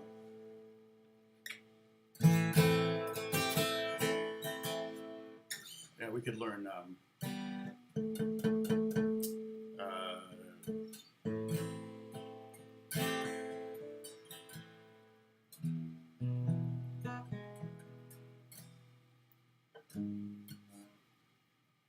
shoot, what song is that? It's the Rolling Stones. Angie, another girl song. Another song for. I wonder if there's a song for every girl name. Delilah's kind of a weird name. So yeah, thank you, Sam. So, yeah. So the when you look at the harmony on this, yeah, it's something about going to that minor 3 chord makes it endearing. You know, makes it sweet. It kind of the F sharp minor is kind of like a D major 7 chord. So again, the major 7th chords, like D major 7, you can play like this. Very sentimental chord, right? If we learn a bread song, we're definitely going to be learning major 7th chords. In fact, that's technically an E major 7 chord right there. And major 7th chords are very 70s sounding. And it's right now I'm getting a lot of requests of pop artists that they want kind of, I mean, I like major 7s anyway. I use them a lot, but like what did I do?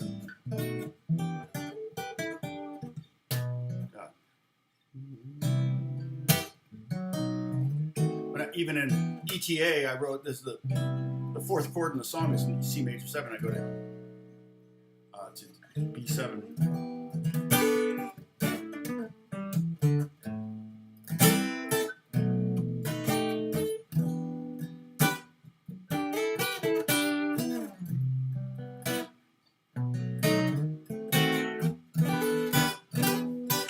So. I remember when I taught the video on how to play Yellow Raincoat, and I was like, and this is how I wrote it, and I would get comments, you can't say you wrote that song, you can't lie like that on YouTube. I'm like, no, I wrote this. People were like, no, dude, he totally wrote the song, look it up. But they just see this old guy, and they're like, he didn't write that song with Justin. It's like, yeah, no, Justin and I wrote that. How old was he? Well, that was, shoot, was that, what year was that? 2014? What year was Yellow Raincoat, now that I think about it? How long has that been out? Oops.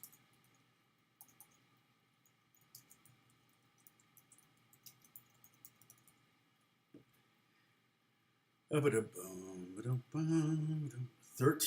2013. And actually, we recorded it in 2012. So he was, holy cow, he was 18 when we wrote that?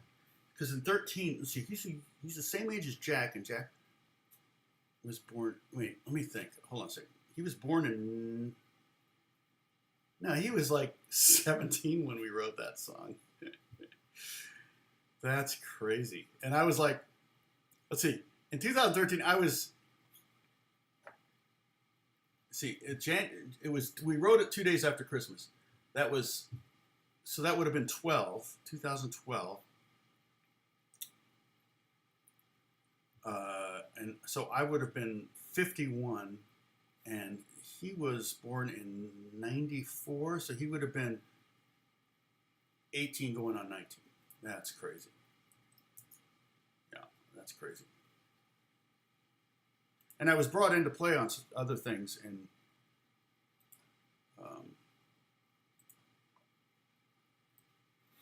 it was an acoustic record, so re-records of his other songs. He was doing that at first.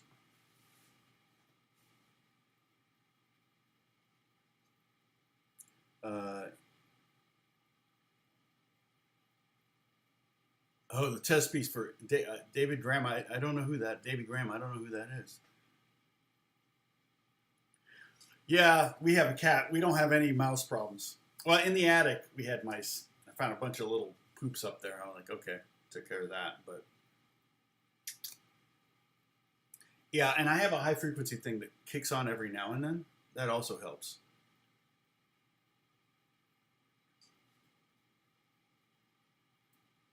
Sam, thank you.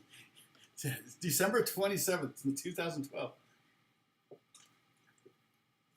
I remember it well. It was a very surreal day. I remember talking to the lady that was the head of the A&R, and she goes, "No, we don't pay we don't give guitar players percentages." And I'm like, "You don't understand. I'm not just any guitar player. Do you know who I am?" This lady is like the boss, right? She had just bought him a pair of Nikes too, that like Air Jordans that hadn't been released yet. She pulled a million strings, and Justin couldn't take them because she didn't know he had an endorsement deal with Reebok or somebody, and he could. I can't wear these. He left them behind. They're just sitting in the studio. She's like, "Oh, I guess I'll give them my nephew or something." It's like she pulled all these strings to get these shoes before they were released, so he could have them. And it's like, yeah, I've never given Justin a gift. I've never like, "Hey, dude, I got a gift for you." He's never. I remember when I saw him at Pooh Bear's Grammy party, and he saw me from across this crowded room, and he pointed at me and said, "Stay there." And it took him a half an hour to get to me because people are stopping. And I gave him a big hug, and I said, "Man, thank you so much for everything." You know, he said that to me. He said, "Thank you for everything you've done for me." And I went, "What? You're joking, right?" He's like, he was completely sincere. And so, you know, I definitely I'll always hold a warm spot in my heart for Justin. Always been a good kid to me, and we've always had good times. So I would love to work with him again. Well, we will. Where am I from? I'm in LA.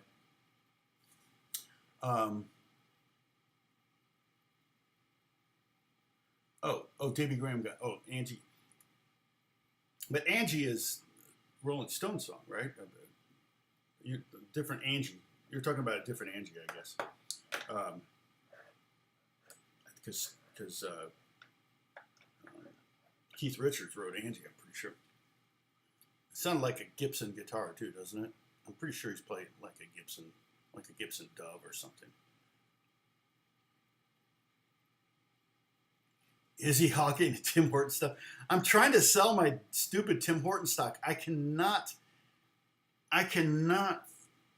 figure out how. Because I owned Wendy's. Like the kids loved Wendy's, so I bought Wendy's stock, and I just sold that. I had these things coming to me. I couldn't get them moved over into my brokerage account, so I'm just like, okay.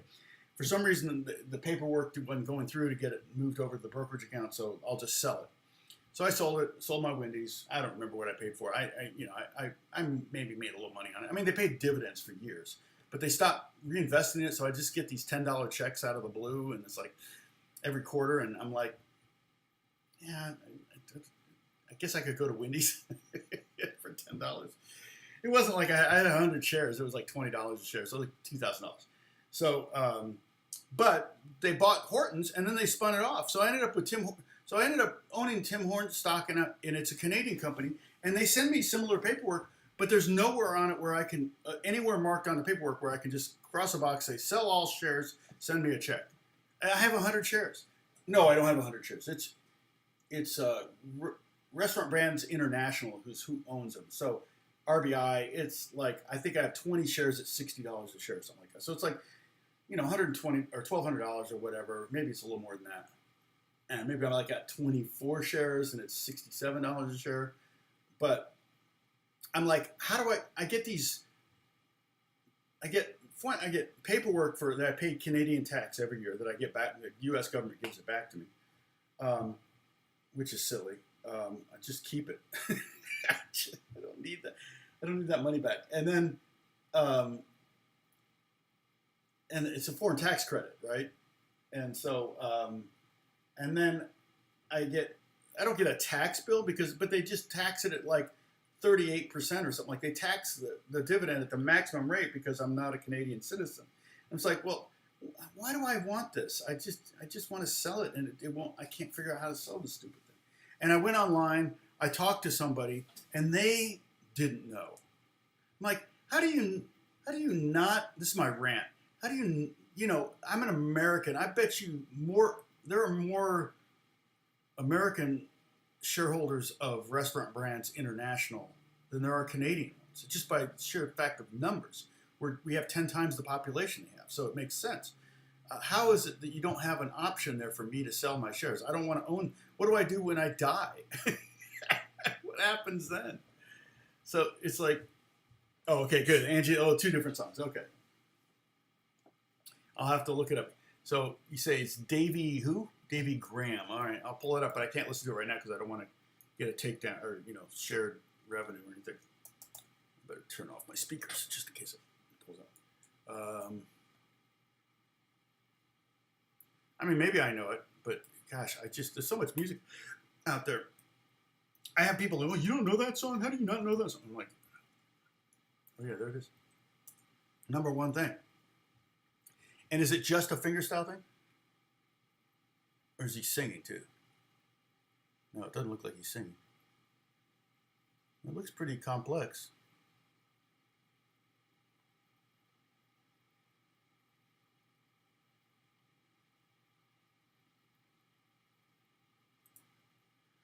All right. Well, now I'm going to know. Maybe I know it. Once I hear it, I'll go, oh, yeah. Oh, I've heard that before. Jack Lloyd. Yeah, Angie versus Angie. Bieber's Timbits. That's funny. Yeah, he's a proud Canadian, and I like that about him. I mean, he really loves his hockey and everything. Yeah. Bieber has he been to my? Well, he hasn't been to my house. Has he been with you? No. Have I been to his house? No. We pretty much anytime we've ever met has either been backstage at a show, at a studio, or at a party. Well, there was the release party. He was at, that was at Dave & Buster's. They rented out Dave & Buster's in Hollywood for the Changes release. That was right before COVID. So that was probably a super spreader event. Everybody probably got sick after that. We were all playing video games, sharing the, so that was probably everybody got sick. I know Andrew Watt, who was there, he got really sick with COVID. I'm getting to the point now where I don't think I ever got it because I'm just not sure. But I felt sick a couple times, but it was all before they had tests or cheap tests. I'm not going to pay $175 to get a test when I'm just sitting at home anyway. What difference does it make? If I'm too sick to go to work, I won't go to work.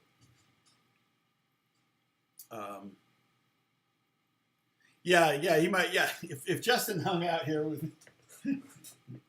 I mean, I suppose if he was game, if we're ever working together again, and I there's no guarantee that we'll ever work together again. He's got, I don't know, never know. I worked with someone this past week, but again, indirectly, I was requested that I provide guitar hooks for him, and they're a very big artist, but I can't say who it is right now. So, if a song comes out, I'll let you know, obviously. So, I have a song out with Young Lean, and but he's like he's acquired taste. He's called mumble rap. So, he's very niche. Like people in Hollywood, like the artists know who he is. Like Bieber knows who he is. Everybody, all those people know who he is. But he's not mainstream. So it's kind of a feather in the cap, and it was with Skrillex. So it was something that I did with Sonny Skrillex, who's a big producer artist. And so that was cool that they remembered that was my guitar playing, because it was something I did with guitar. See you later, Catherine. Sorry, I'm inside baseball crap here, huh? Oh, is anybody, S&G used to name, oh no. Anybody have any tips on the...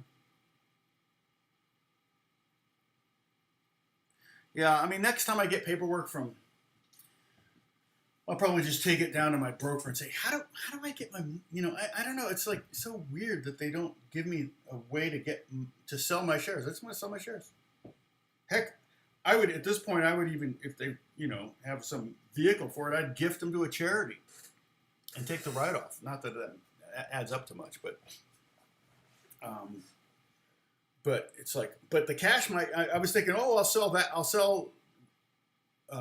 sell Wendy's and I'll sell Tim Hortons to help pay for the wedding, right? I can take that money, a couple, $3,500 or something like that total. And that can go towards the wedding. So again, any money that you donate here is going to the wedding. So it's any super chats that you share. I should do live. I should do live trial commentary. I start a new channel. If all you will subbed, if I get to 1,000 subs, then I could, yeah. And I'll be like, someone who knows nothing about law commenting live on trials. That would be my thing. Oh, he's guilty. He's a witness. Yeah, but he's guilty of something. Yeah, but he's just a witness. Yeah, I don't know. I don't care. He's guilty. Hang him. It's shoplifting. I don't care. That would be my channel. Auf Wiedersehen.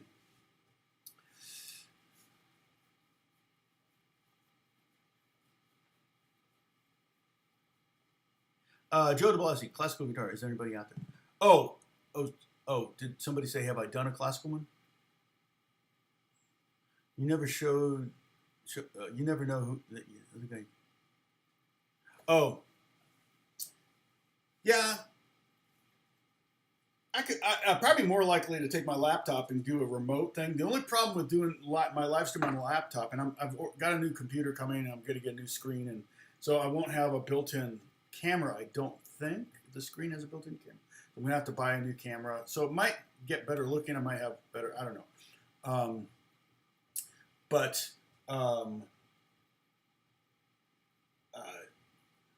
The trouble with the laptop, if I end up I may do my live stream a couple times with the laptop, is I can't read the screen's too small for me to read even this is kind of, I mean, I guess I could make this larger.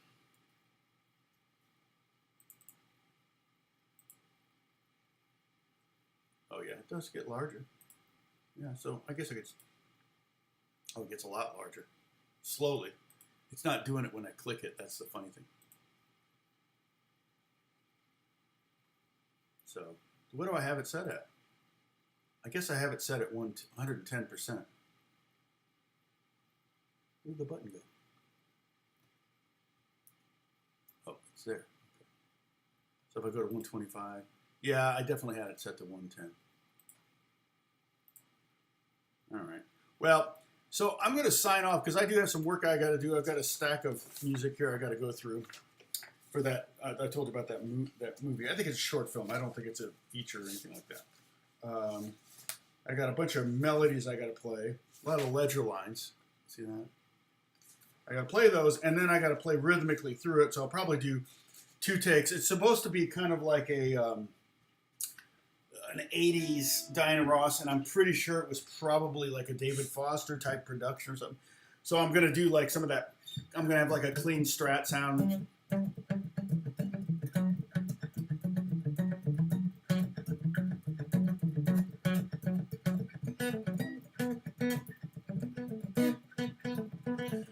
Going to be kind of the percolating thing. And then I'll probably do like, he's got changes in That's more 70s.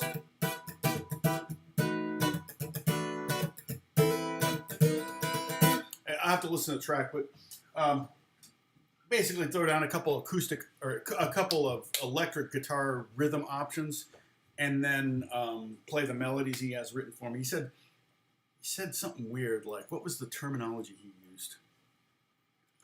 Where are you? Oh, there you are. Bendy and blurry. And I think he means slides and bends. So,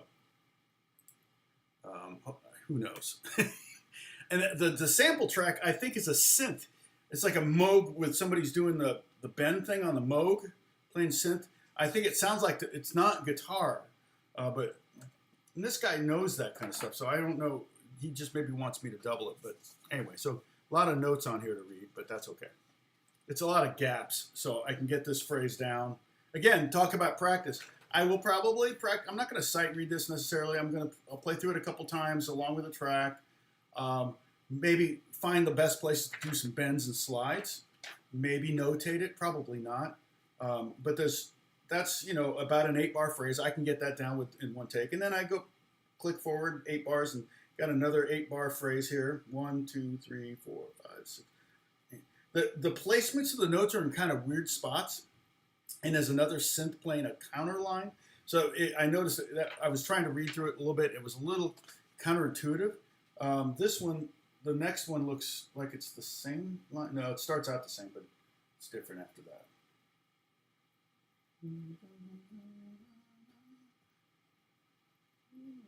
Yeah, so it'll be interesting. And then a shorter one here, maybe 6 bars, and then here's another, like a 10-bar line. And yeah, so yeah, it's 5 pages of that kind of stuff, though. It's fun. Hey, Josh, who's Josh? Oh, Josh, hey, good to see you, man. Yeah, I'm just getting ready to sign off. So we did Hey There Delilah, which you probably already know. That's like a childhood song for you. I was like, when that song came out, I was already 45. So I'll be 61 next month. Oh, does my birthday fall on a Monday? Calendar.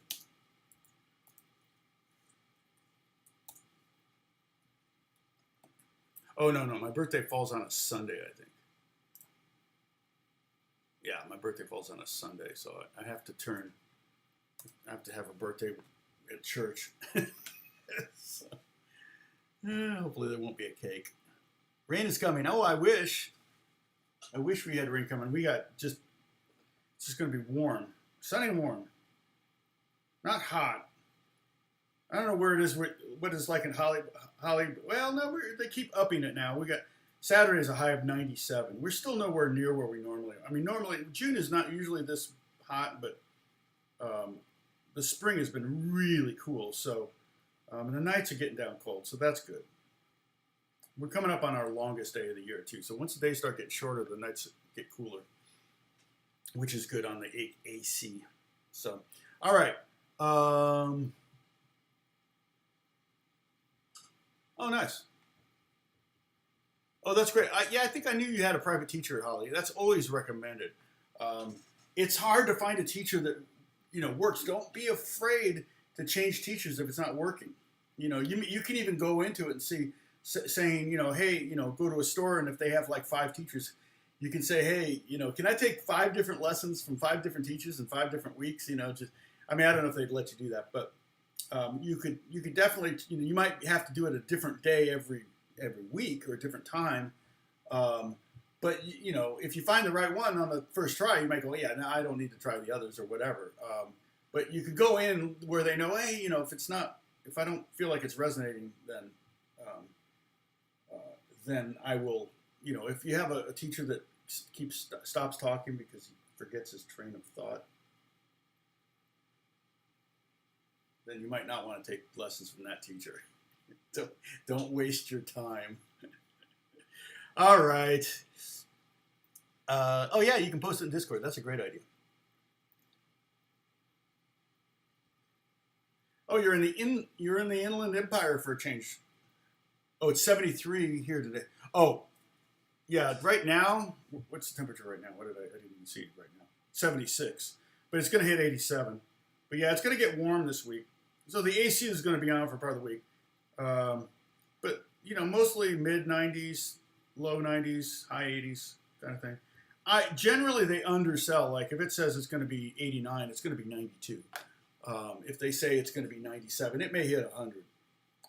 We haven't had any days of 100 yet, which normally by June we would have had 5 to 10 days of 100 in LA, but we haven't had any yet. It's been a real mild spring. Not rainy, just mild. Unfortunately, not rainy.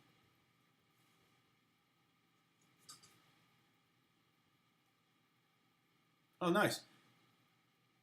Now, was she a teacher when you called her? Was she already teaching?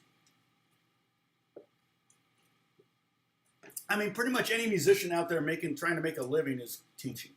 That I did that. Like I said, I did it for 35 years, and I'm doing it right now. But I taught privately for 35 years, and it kind of kept food on the table, kept the rent paid. It was just a way, you know. It was a great way to earn some money, and in my case, make a living. So, all right. Oh, Aslan's here. Aslan, I didn't see you. And AJ, I saw you before. Okay, guys, I'm going to sign off. Appreciate you all, and I'll see you next week. We got an electric song next week, number 18. I don't know what song I'm going to do yet. I haven't picked it out. It's a struggle to find a song to teach. I think last week I did, or the last time I did this was 2 weeks ago maybe, and I think I started 3 songs and I ended up settling on a 4th song. So I actually spent a lot of time. I need to before I start tabbing something out, I need to really settle on it. So, oh, that's great. See you all later. Yeah, Jill, I wonder if she has a YouTube channel we can all check her out on too. All right, talk to you later. Bye.